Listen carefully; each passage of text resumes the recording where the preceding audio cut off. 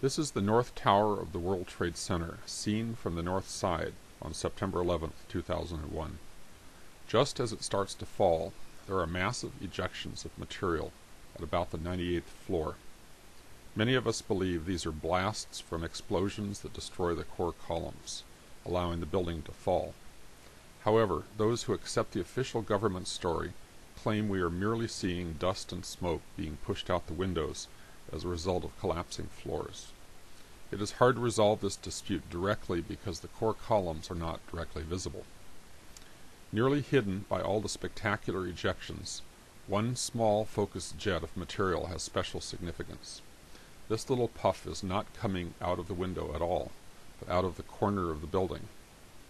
Each corner of the building has two 14-inch box columns connected to each other by large steel plates and covered on the exterior with aluminum cladding. There are no corner windows. The corner columns are structurally significant because they connect the adjacent wall assemblies and give the building three-dimensional stability. If anyone wanted to demolish the towers, the corner columns would be natural targets.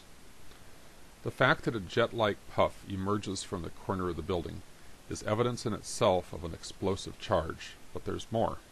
Notice that as the surrounding structure descends, this little jet, as it plays itself out, remains fixed relative to the original structure of the building. It does not move down with the falling walls and floors. This suggests that we could be seeing the work of a cutter charge strapped to a column. As the roofline moves down past the 98th floor, a surviving column is seen protruding upward from the debris cloud. It sways outward, but it does not fall for several seconds. Note that the top of this column exactly matches the height of the little corner puff. Careful measurements confirm this impression. The evidence is mounting that we are seeing not only a cutter charge in action, but the very column that is cut. The column sways, but it does not fall for a matter of seconds. Then it abruptly enters free fall. Again, careful measurements confirm this impression. What's going on below that allows the column to suddenly drop? There is another video aimed lower along the northwest corner of the building. Since we are looking for an event that happens at a specific time, we need to find some way to synchronize the two videos. Fortunately, there's an easily pinpointed event that is visible in both videos. When the column we've been watching starts to fall, it emerges from the shadows into bright sunlight. Then it falls back into the shadows again. The last glimmer of sunlight is visible as a bright bead on the end of the column. This momentary event can be identified in both video clips, allowing the frames to be synchronized. Looking at the lower video, we can see a very interesting event that correlates with the exact moment the column goes into freefall.